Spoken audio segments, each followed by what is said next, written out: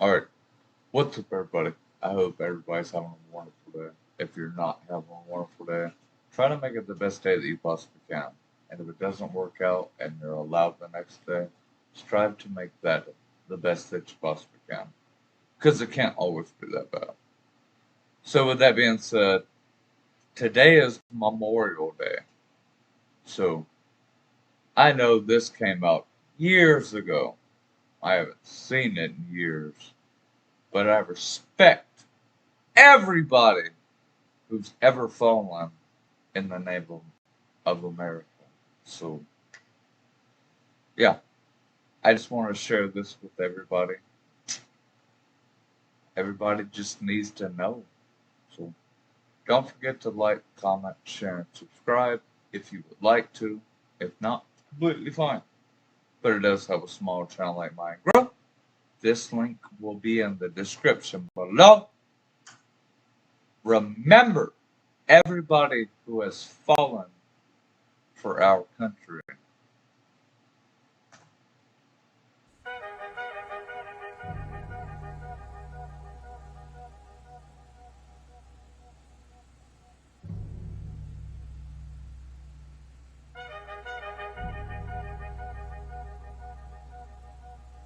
There was a lawyer once. His name was Francis Scott Key. He penned a song that I'm sure you're aware of. You've seen it. It's in most hymnals throughout our churches. It's called the national anthem. It is our song as an American. We go, however, to a ball game. We stand in our church services and we sing the words of that song, and they float over our minds and our lips, and we don't even realize what we're singing. Most of us have memorized it as a child, but we've never really thought about what it means. Let me tell you a story. Francis Scott Key was a lawyer in Baltimore. The colonies were engaged in vicious conflict with the mother country, Britain. Because of this conflict and the protractedness of it, they had accumulated prisoners on both sides. The American colonies had prisoners and the British had prisoners. And the American government initiated a move. They went to the British and they said, let us negotiate for the release of these prisoners. They said, we want to send a man out to discuss this with you. They were holding the American prisoners in boats about 1,000 yards offshore. And they said, we want to send a man by the name of Francis Scott Key. He will come out and negotiate to see if we can make a mutual exchange. On the appointed day, in a rowboat, he went out to this boat and he negotiated with the British officials. And they reached a conclusion that men could be exchanged on a one-for-one basis. Francis Scott Key, jubilant with the fact that he'd been successful, went down below in the boat. What he found was a cargo hold full of humanity, men. And he said, men, I've got news for you tonight. You're free. He said, tonight I have negotiated successfully your return to the colonies. He said, you'll be taken out of this boat, out of this filth, out of your chains. As he went back up on board to arrange for their passage to the shore, the admiral came and he said, we have a slight problem. He said, we will still honor our commitment to release these men, but it'll be merely academic after tonight. It won't matter. And Francis Scott Key said, what do you mean? He said, well, Mr. Key, he said, tonight we have laid an ultimatum upon the colonies. Your people will either capitulate and lay down the colors of that flag that you think so much of, or you see that fort right over there, Fort Henry? He said, we're going to remove it from the face of the earth. He said, how are you going to do that? He said, if you will, scan the horizon of the sea. And as he looked, he could see hundreds of little dots. And he said, that's the entire British war fleet. He said, all of the gunpowder, all of the armament is being called upon to demolish that fort. It will be here within striking distance in a matter of about 2.5 hours. He said, the war is over. These men would be free anyway. He said, you can't shell that fort. He said, that's a large fort. He said, it's full of women and children. He says, it's predominantly not a military fort. He said, don't worry about it. They said, we've left them a way out. And he said, what's that? He said, do you see that flag way up on the rampart? He said, we have told them that if they will lower that flag, the shelling will stop immediately. And we'll know that they've surrendered, and you'll now be under British rule. Francis Scott Key went down below and told the men what was about to happen. And they said, how many ships? He said, hundreds. The ships got closer. Francis Scott Key went back up on top and he said, men, I'll shout down to you what's going on as we watch.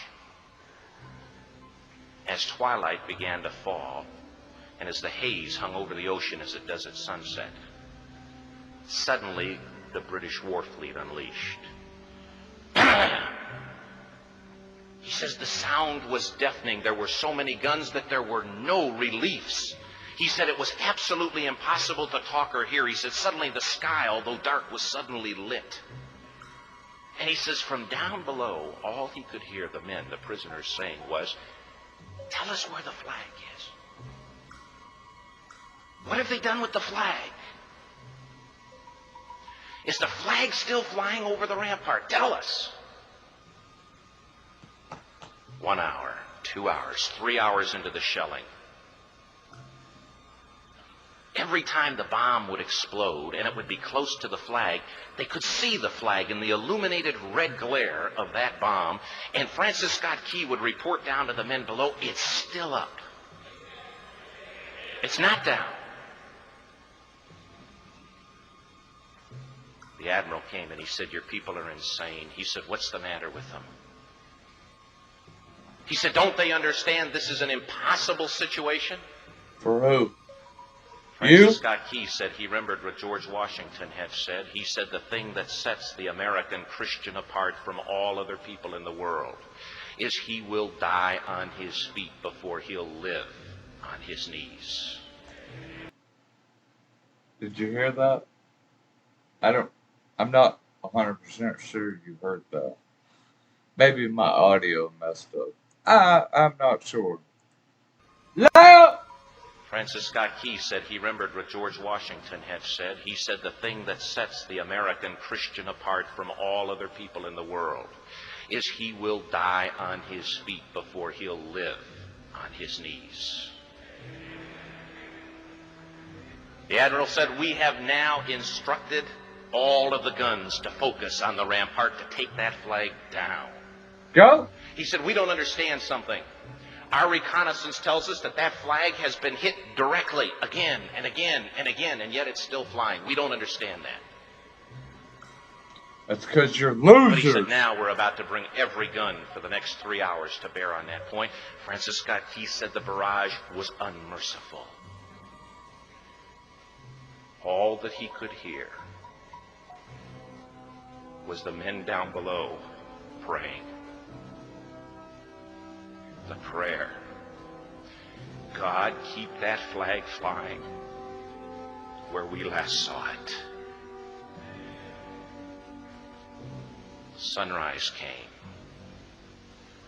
He said there was a heavy mist hanging over the land, but the rampart was tall enough. There stood the flag, completely nondescript, in shreds. The flagpole itself was at a crazy angle, but the flag was still at the top. Francis Scott Key went aboard and immediately went into Fort Henry to see what had happened. And what he'd found had happened was that that flagpole and that flag had suffered repetitious direct hits. And when hit had fallen,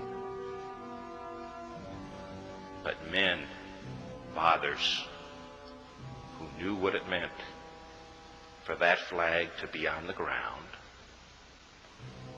although knowing that all of the British guns were trained on it, walked over and held it up humanly until they died. Their bodies were removed and others took their place. Francis Scott Key said what held that flagpole in place at that unusual angle were patriots' bodies.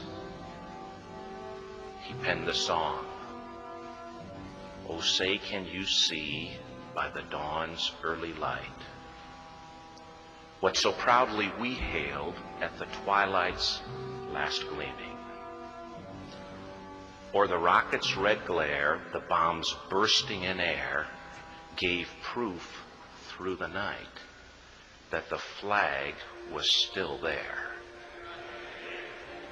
Still is, Brett. Oh, say, does that star-spangled banner yet fly and wave o'er the land of the free and the home of the brave?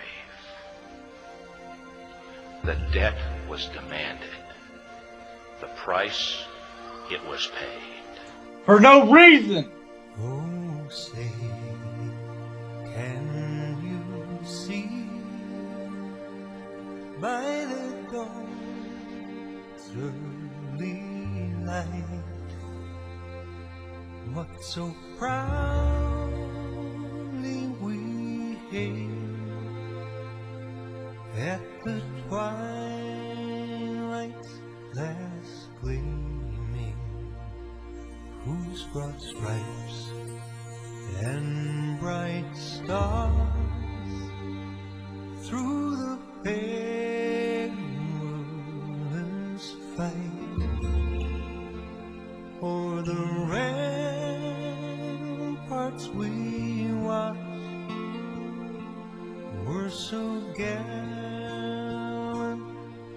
streaming, and the rockets spread clear, the bombs bursting in air gave proof through the night that our flag was still there.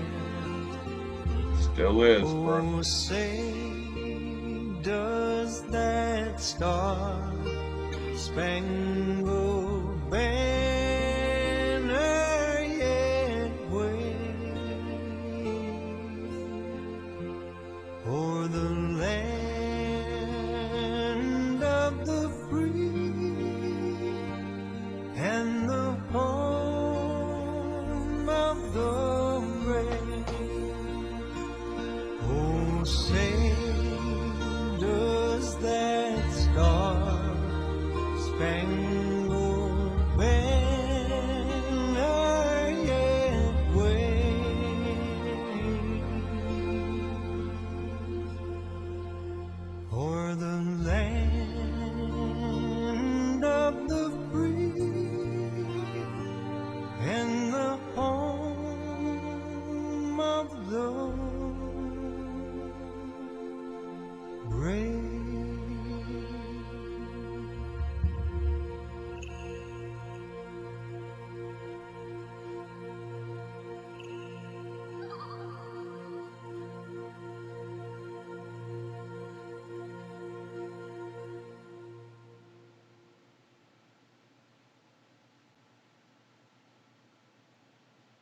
For everybody who wants to take advantage of living in America and not appreciating what went into building this country, I have no words for you.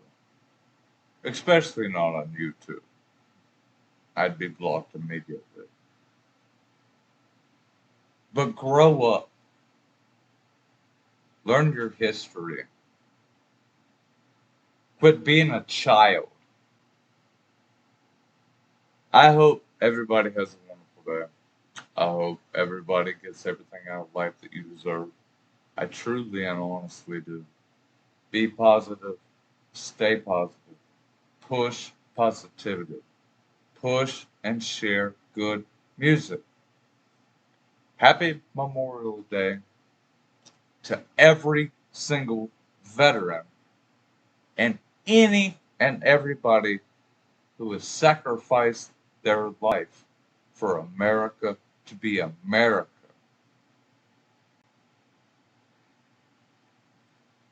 I love y'all. I hope y'all have a wonderful day. Peace.